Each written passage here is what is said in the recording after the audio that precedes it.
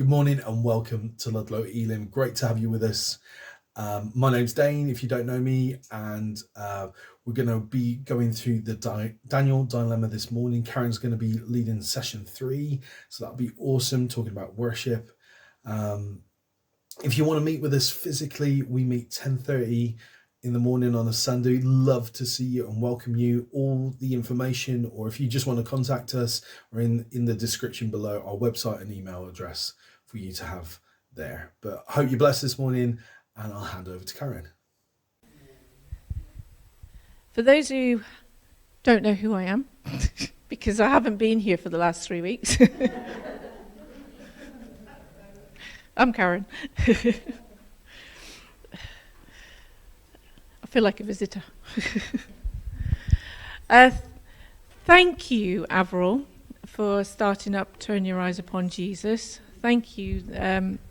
You won't believe, well, you will believe because God's in it, how that completely fits in with what we're talking about this morning.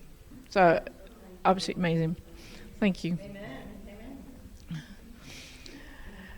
So I've been asked this morning to talk on the Daniel dilemma, which I believe that last week you had some fun around the whole stories in Daniel, if I heard correctly. You weren't here? No. Well, they did. And then previous to that, Dane started a series on the Daniel dilemma, looking at some of the principles in Daniel and how to stand firm and love well in a culture of compromise, which is what Daniel did. So session 3 of that whole series is around worship and is God first place. Worship is central to 2 of the best known Daniel stories. So you've got chapter 3, where can you put the next slide on? Because I can't remember the names that Dane wants me to refer to. They, to me, are Shadrach, Meshach, and Abednego, but Hananiah, Mishael, and Azariah. There we go. So if you don't know who Hananiah, Mishael, and Azariah are, they are Shadrach, Meshach, and Abednego, but Shadrach, Meshach, and Abednego are the Babylonian names, whereas Hananiah, Mishael, and Azariah are their actual Hebrew names. Okay, so there we go. So they are in Daniel 3, where Nebuchadnezzar has raised up a golden statue, basically he hasn't asked. He's told everybody, you must come, and when the music plays, bow down. Hananiah, Mishael, and Azariah. Hey. And I didn't even look that time. Did you notice? They didn't. And they faced the consequences. They got thrown into a fiery furnace.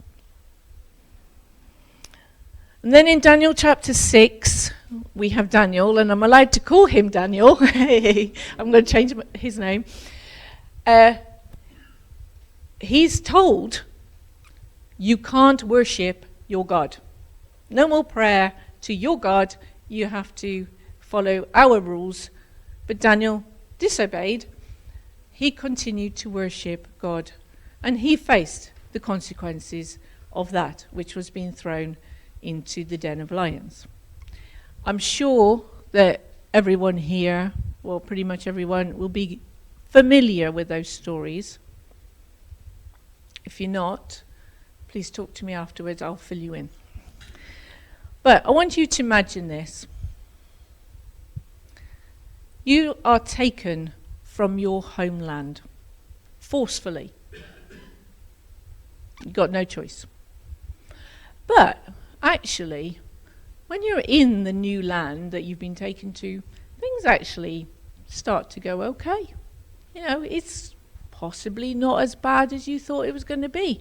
In fact, you get favour from those in authority. You're looked upon favourably. You're actually able to talk to the top-notch people and give your advice. So it's all going seemingly well. And then, things start to go wrong. You're told that you have to do something that you know is not right.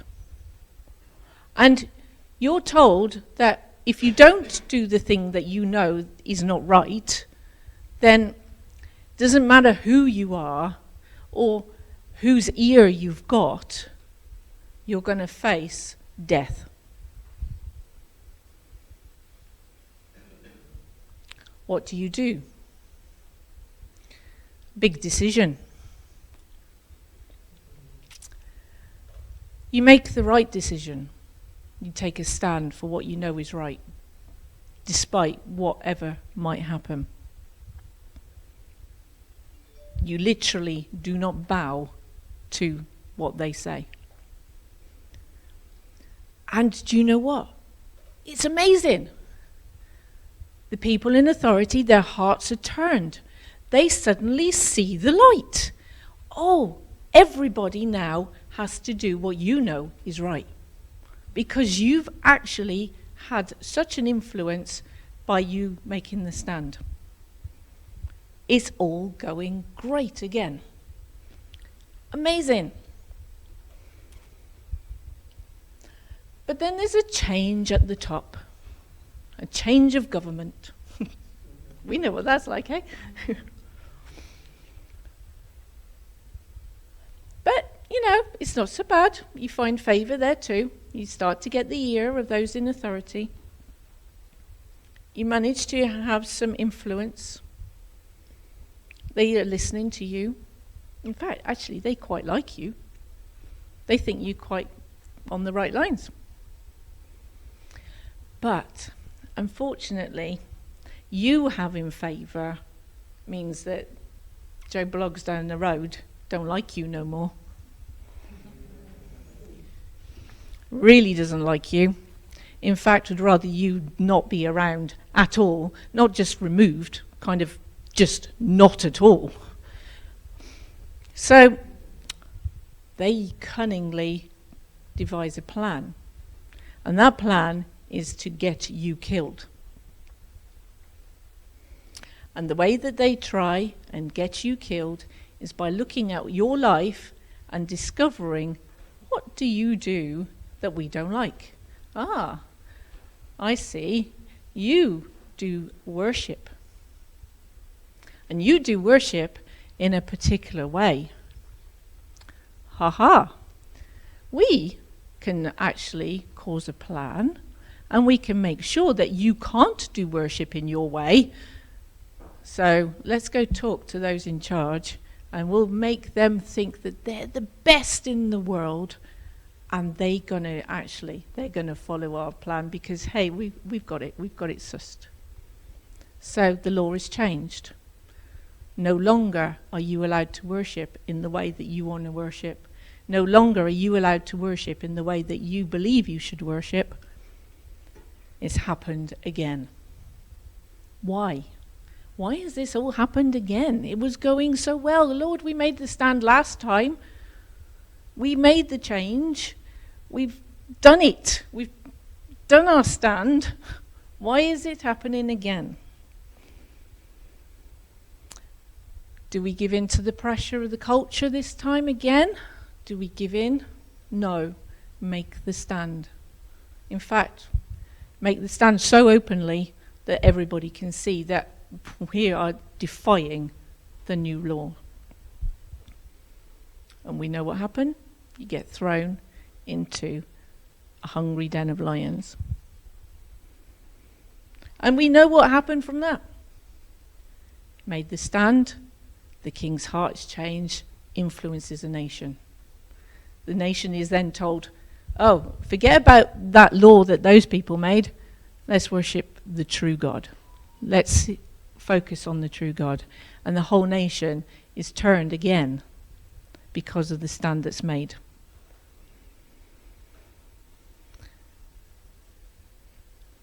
How difficult do you actually reckon those decisions will be to make that stand? I think it's a nice Sunday school story, but put yourself in those positions, and would you make the same decision? I think it would actually be quite difficult to think, I'm making the stand or I'm facing death. And you know what? Several people around the world right now are making that same decision.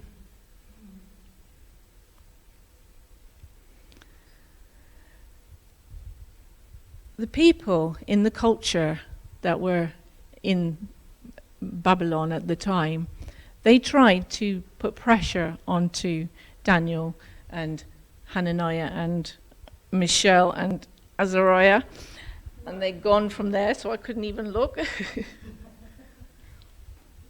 They were trying to put pressure on them and trying to declare who they could and couldn't worship. They were facing pressure to conform to the culture around them, and actually there was no way that they could run and hide. There was nowhere to run and hide. They couldn't go and bury themselves. The battle itself boiled down to who would they worship. And you know what? The pressures that they faced then are actually not that dissimilar to the pressures that we can face today in the culture and the society that we're having to live in. Just like in those days, we live in a society that basically is hostile to a faith in God. We might be called a Christian nation, but are we? Not really. In fact, Daniel was living in a pagan culture where there was no interest, no respect for, and no fear of the living God. I would say that we're living in a pretty pagan culture where there is no interest, no respect for, and no fear of a living God. The government in those days were making rules that violated the essence of their faith. They were saying, either you worship this thing or you're no to prayer. We're not quite at that stage, I believe, yet in this country, but do you know what? The laws are etching away at what we fundamentally believe in as believers, as Christians. The laws are eroding, aren't they? They're etching there. They're getting towards the essence of what we actually believe in. In fact,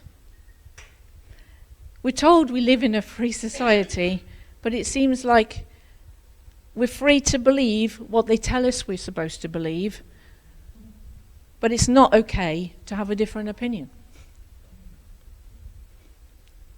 You get cancelled.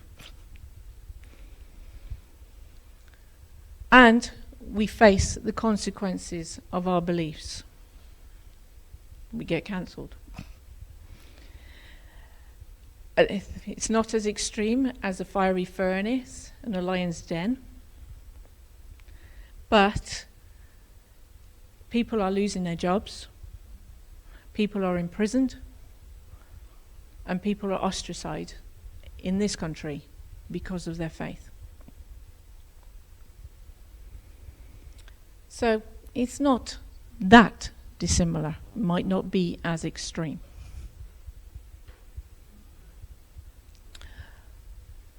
So, okay, we've got a bad culture that we're living in, a culture that is not pro-God. So let's turn at the moment now and look at worship. So where worship comes in all of this. And I first of all want to ask the question, what is worship? What is worship? Because until we understand what worship is, this isn't going to make much sense. You are created to worship because you're created in God's image. You're created to bring Him pleasure and glory to the one who made you. You're created to breathe, And just like you're created to breathe, you're created to worship. Everybody worships something or someone. Now, therein is a big clue. I'm not talking about songs. Not talking about nice quiet songs at the end of the praise songs where we lift our hands and sway, if you're earlier. That's not worship. It's not praying out loud in church. That's not worship. So what is worship? Worship is a response to the number one thing in your life. So, if God is number one in your life, an expression of worship will be the song with the arms lifted, or the clapping, or the dancing, or the hollering, or whatever you choose to do as a response to Him. Prayer is an expression of that worship. It is an outflow. Okay? It's not worship itself. If you want to find out who or what you worship, then actually there's a couple of questions you can ask yourself. What matters most to me? What is the thing that really, really matters to me? What do I care about most? Who or what gets my devoted allegiance and my loyalty? And what's my top priority? Or else, where does all my time, my energy, and my money go? When we answer those questions, we get a pretty accurate picture of who or what we're worshipping, as our worship is our response to that thing that is number one. If it's God that we're worshipping, then He gets our respect for who He is, how He sees things, and we acknowledge that we are His. And actually, you know what? He's really jealous for that spot in our lives. He wants to be number one. The first and the greatest commandment, love the Lord your God with all your heart, your soul, and your strength. We heard an example. Dane and I were listening to the guy who actually, Chris Hodges, who kind of put this whole course thing together, and he said this. He said, if I turned around to my wife and said, there's 8 billion people in the world, so therefore there's about 4 billion females. And do you know what? Out of 4 billion females, you're the second best. Now that's pretty good going. Yeah? Out of 4 billion, you're the second best. She'd turn around and slap him.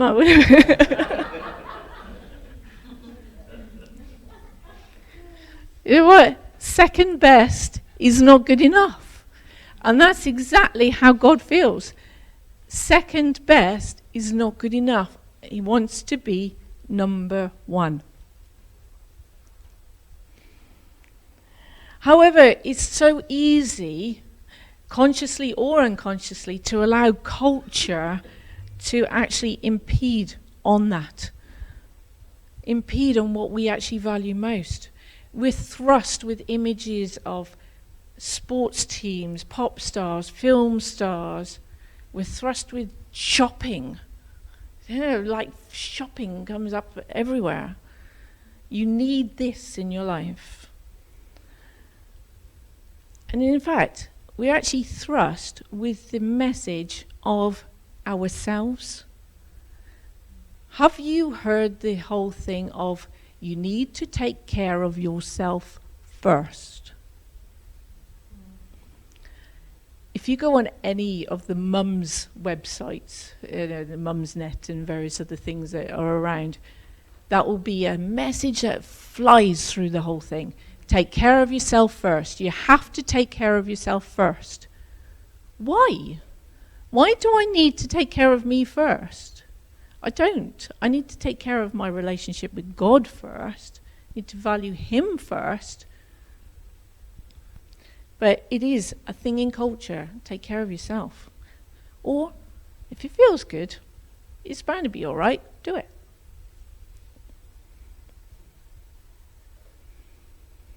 It could even be something that looks good to the people in this room. Taking care of animals. Your animals could be number one. Your family could be number one. Your work, it's not a bad thing to put your energy and effort into work, but if it's the thing that drives you and gives you your identity, then it's not God. It can even be church.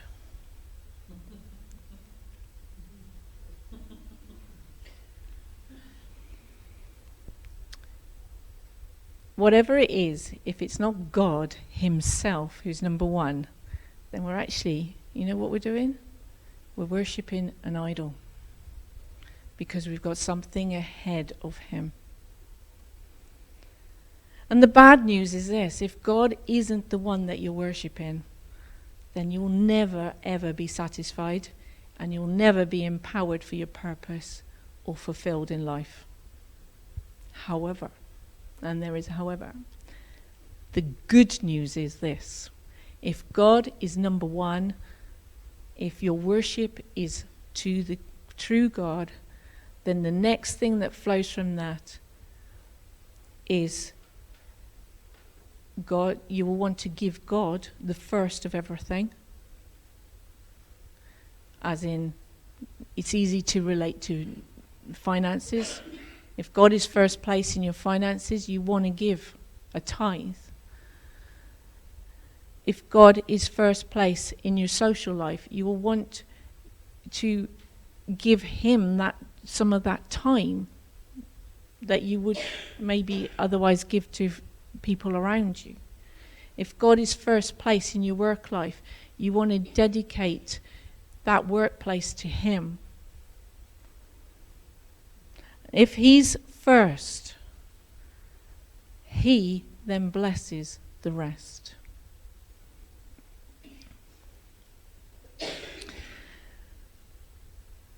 The thing is, we can't just worship God on the premise of, I'm going to worship Him because I want Him to bless me. I'm going to tell you a story. My grandmother, several years ago now, was in hospital. I couldn't get to her, couldn't speak to her. It was pre-mobile phone days. I was concerned about her, and I could have turned to worry. But instead, I decided, right, I'm going to shut my door and focus in on God. I sang, I prayed, I did the things that I knew to focus my attention on God.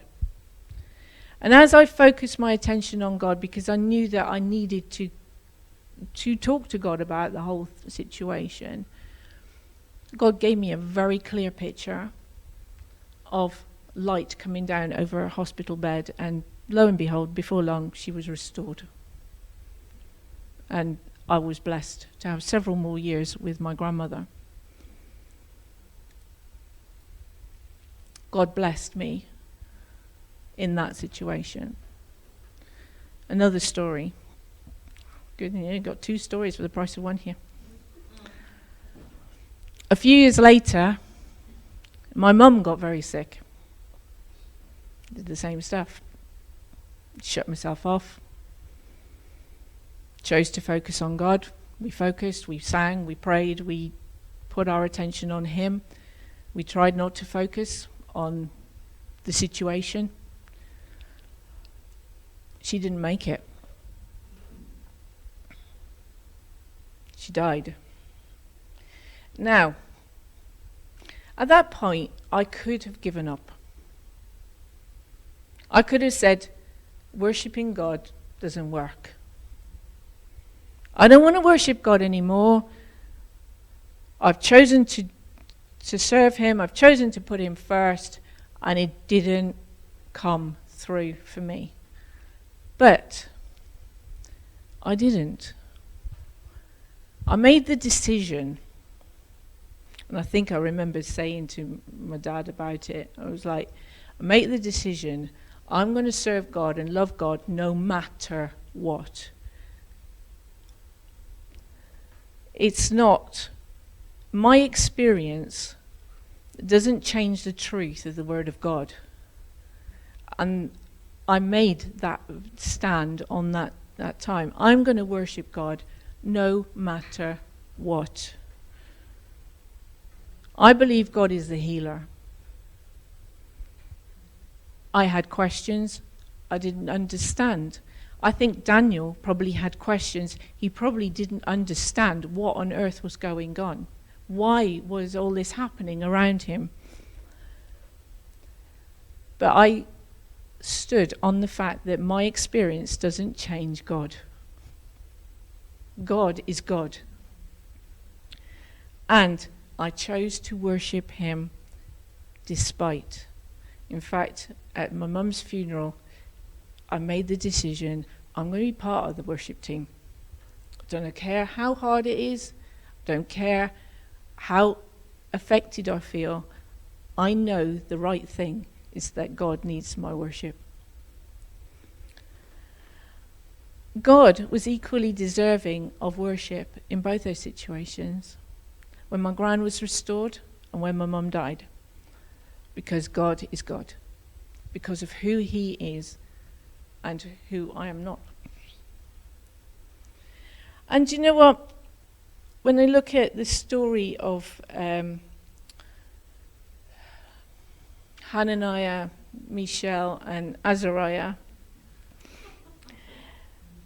do you know what they said when King Nebuchadnezzar challenged them? I think it's on a slide, the next one. Try the next one, Levia. Yeah. If we're thrown into the blazing furnace, the God we serve is able to deliver us. And he will deliver us from your majesty's hand. But even if he does not, we're not going to bow.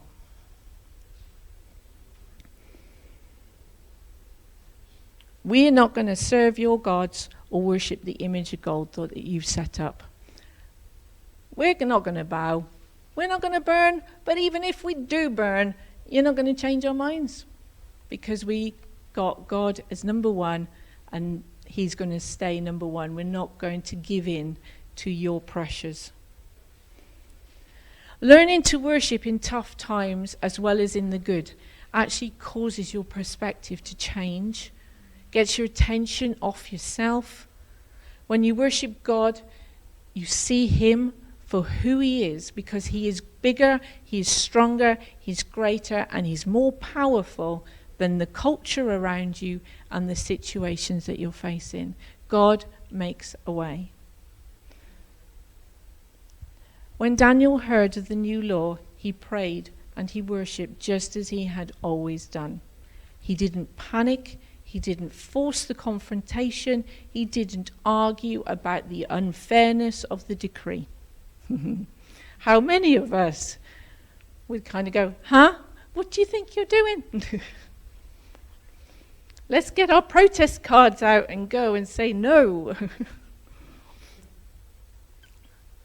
Daniel simply prayed and worshipped the Lord he loved and served. And I think that was what gave him the strength. In fact, I know that's what gave him the strength to actually be able to go through what he was going through. Will God be your number one? Or is there something else competing for your worship right now? You are worshipping someone or something.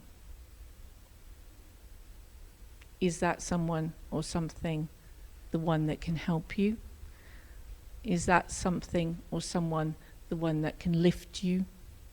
Is that someone or something the one that can give you the courage and the strength that you need to actually live strong and love well in this community and this culture that we live in? Nothing will satisfy us like worshipping God. And that's why the devil is so bent on getting us distracted. When he came to tempt Eve, he didn't jump out with a little red tracksuit on and go, hey, look, it's me, the devil. Now, you need to eat this fruit because I know that it's going to turn your life to absolute ruin. He didn't do that, did he? He's like, oh, look at that nice, juicy fruit on that tree. Doesn't it look good? You know what? I bet it tastes really good. And if it tastes really good, I bet it's really good for you.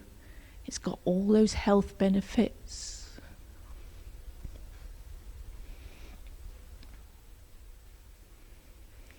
Whatever we are tempted to worship other than God, it will always be something that we think is actually what we want or what looks good.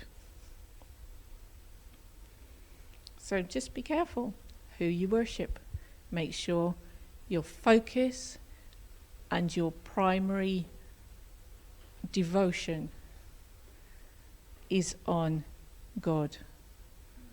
Turn your eyes on Jesus.